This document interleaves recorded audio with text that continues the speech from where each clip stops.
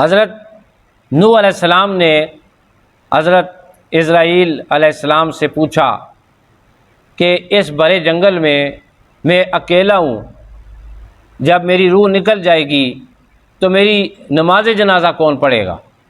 نحمدہ ونصلی ونسلم علی رسولہ الکریم، اما بعد فاعوذ باللہ من الشیطان الرجیم، بسم اللہ الرحمن الرحیم، اللہم صلی علی سیدنا و مولانا محمد وعلی آل سیدنا و مولانا محمد وبارک وسلم وصلی علیہ۔ حاضرین محترم، ناظرین اور سامعین، دورہ تفسیر القرآن پارہ نمبر 18 رکوع نمبر 2 سورہ المؤمنون، آیات 29، 30، 31 اور 32۔ اللہ تعالیٰ کی بارگاہ میں دعا ہے کہ وہ ہم سب کو قرآن حکیم کا نور بھی نصیب فرمائے، عمل کی توفیق بھی عطا فرمائے، قرآن کے تصدق سے ہمارا آخری وقت اچھا فرمائے۔ آج تتمہ ہے رکوع نمبر 2 کا، اور کلوز کر رہے ہیں واقعہ حضرت نوح علیہ السلام کا۔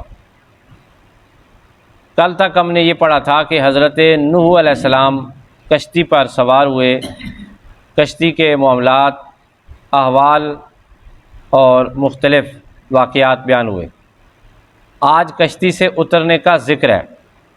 خدا تعالیٰ ارشاد فرماتا ہے، وَقُلْ، اور یہ بھی عرض کرنا، ربی، اے میرے رب، انزلنی، اتار مجھے، منزلاً، مبارکاً، مبارک منزل پر، بابرکت منزل پر، وَأَنْتَ خَيْرُ الْمُنزِلِينَ، اور تو ہی سب سے بہتر اتارنے والا ہے۔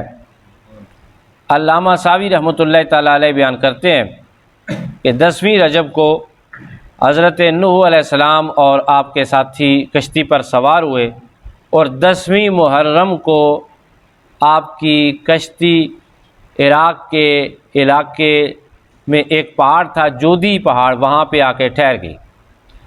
10ویں محرم کو جب آپ کی کشتی 6 ماہ کے بعد ٹھہری تو آپ نے خود بھی شکر کا روزہ رکھا، اور اپنے ماننے والوں کو بھی کہا کہ تم بھی سب اللہ کے شکرانے میں روزہ رکھو کہ اللہ نے عذاب کو دور کر دیا۔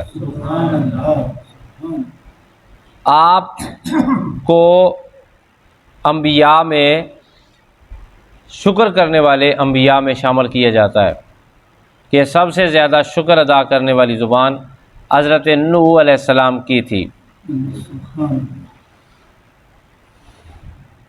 معارج النبوہ میں ایک روایت ہے کہ طوفان نوح سے پہلے جب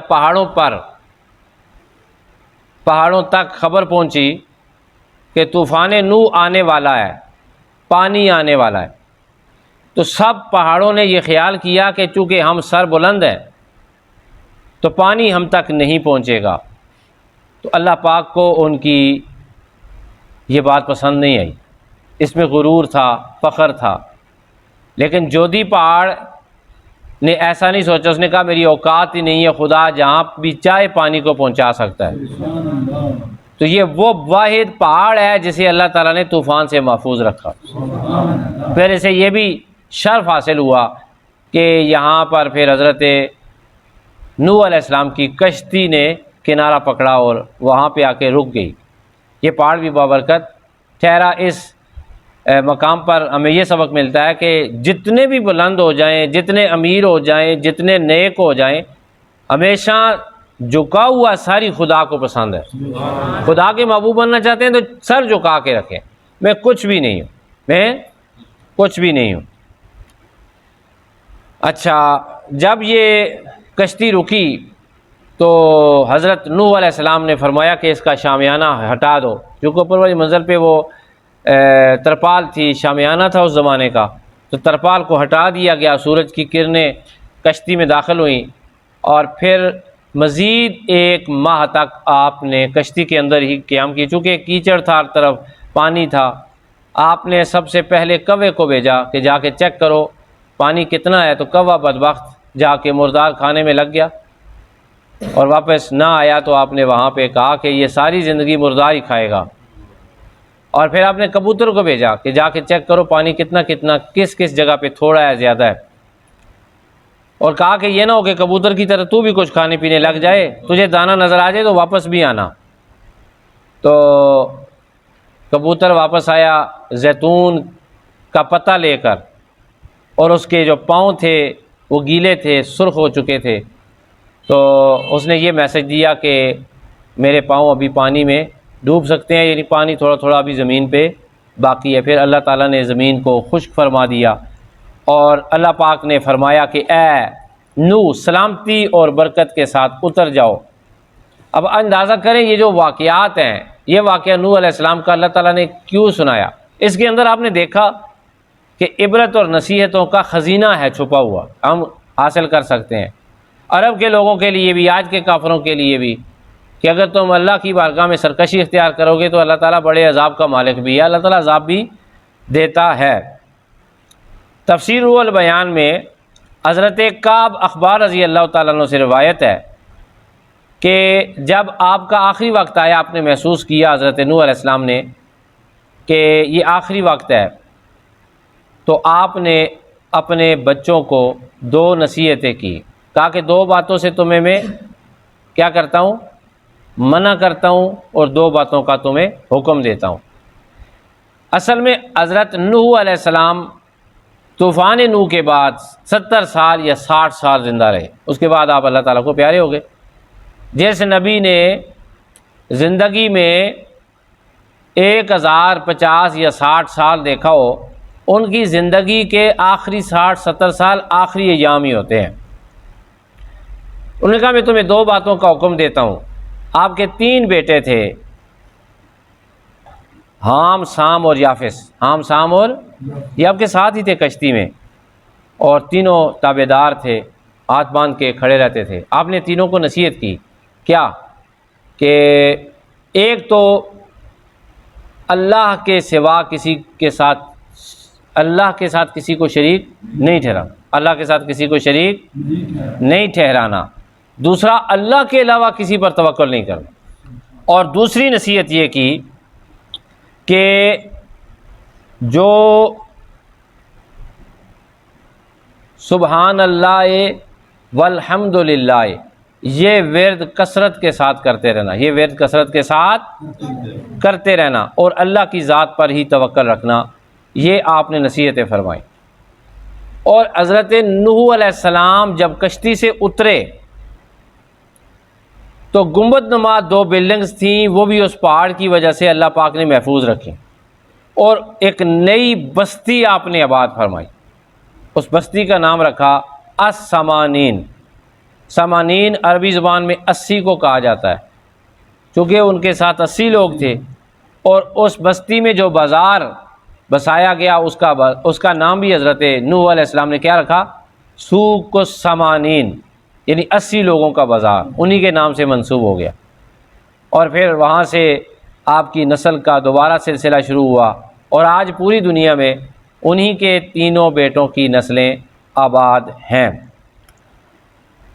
حضرت نوح علیہ السلام کا جب آخری وقت آیا تو ایک روایت میں ہے کہ آپ دھوپ پر بیٹھے ہوئے تھے، آپ دھوپ پر بیٹھے ہوئے تھے، تو ملک الموت آئے، انہوں نے کہا کہ اب موت کا وقت ہے، تو آپ نے کہا کہ چھاؤں میں جانا چاہتا ہوں۔ آپ سے سوال کیا گیا کہ آپ نے اتنی لمبی زندگی گزاری تو زندگی کو کیسے پایا؟ آپ نے کہا جیسے کوئی بندہ دھوپ سے سائے میں جاتا ہے، بس مجھے یہی محسوس ہوا اتنی زندگی گزری ہے۔ ایک روایت میں ہے کہ حضرت نوح علیہ السلام، یہ حضرت کعب اخبار رضی اللہ تعالیٰ عنہ بیان کرتے ہیں، نوح علیہ السلام سیر کرنے کے لیے گئے۔ سیر کرنے کے مقاصد سب سے زیادہ انبیاء کے جو ہوتے ہیں وہ اللہ تعالیٰ کی فطرت کے نظاروں سے خدا کی قدرت کی نشانیاں دیکھ کر اس کی یاد میں مگن ہو جانا۔ تو آپ سیر کے لیے گئے تو وہاں ملک الموت سے ملاقات ہوئی۔ ملک الموت نے کہا کہ یہاں پر آپ کا آخری وقت ہے، موت کا وقت ہے۔ تو آپ نے کہا کوئی مہلت نہیں ہے کہ میں گھر میں جاؤں اپنے بچوں کو وصیت کراؤں؟ کچھ بچوں سے آخری ملاقات کر لوں۔ تو حضرت اسرائیل علیہ السلام نے عرض کی کہ مجھے اس کی اجازت نہیں ہے۔ پھر آپ نے موت کی تکلیف کے تصور میں ڈوب کر اتنا بلند آواز سے نعرہ لگایا کہ جانور، پورے جنگل کے جانور آپ کے ارد گرد جمع ہو گئے۔ حضرت نوح علیہ السلام نے حضرت اسرائیل علیہ السلام سے پوچھا کہ اس بڑے جنگل میں اکیلا ہوں، جب میری روح نکل جائے گی تو میری نماز جنازہ کون پڑھے گا؟ تو حضرت اسرائیل علیہ السلام نے عرض کی کہ آپ فکر نہ کریں، اللہ تعالیٰ نے اس کا انتظام بھی کر دیا ہے۔ اس سفر میں میرے ساتھ حضرت جبرائیل بھی ہیں اور آسمان سے کئی فرشتے بھی نازل ہوئے۔ یہاں آپ کی دنیا کی ڈیوٹی ختم ہوئی، یعنی کہ دائی اجل آ پہنچا اور آپ کی روح قبض ہو گئی۔ آپ کو فرشتوں نے غسل دیا، فرشتوں نے کفن دیا، حضرت جبرائیل امین نے امامت کرائی، فرشتوں نے نماز پڑھی۔ یہ وہ پیغمبر ہیں جن کی نماز جنازہ بھی فرشتوں نے پڑھی۔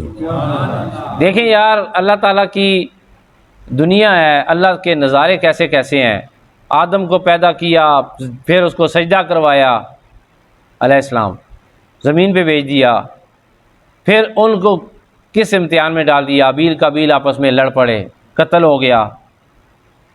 پھر اس کے بعد اللہ پاک نے ان تمام لوگوں کو غرق کر دیا، طوفان آ گیا۔ پھر حضرت نوح علیہ السلام کو اللہ تعالیٰ نے اس پہاڑ پہ اتارا، نئی بستی آباد ہوئی۔ پھر ایک بیٹا بھی حضرت نوح علیہ السلام کا چلا گیا۔ پھر یہ جو نبی ہیں، جو دنیا کے کائنات کے سب سے پہلے رسول ہیں، حضرت نوح علیہ السلام، اور 10ویں نسل یا 9ویں نسل سے تھے حضرت آدم علیہ السلام۔ اتنے شان والے پیغمبر ہیں، اور آخری وقت جنگل میں، یہ اللہ کی قدرت، اللہ کی شان، اللہ جیسے اللہ راضی ہو، جیسے اللہ تعالیٰ راضی ہو۔ آخر میں ایک حدیث سنیں، بخاری شریف کی حدیث ہے، ہمارے پیارے رسول پاک صلی اللہ علیہ وآلہ وسلم بیان فرماتے ہیں، قیامت کے دن حضرت نوح کو لایا جائے گا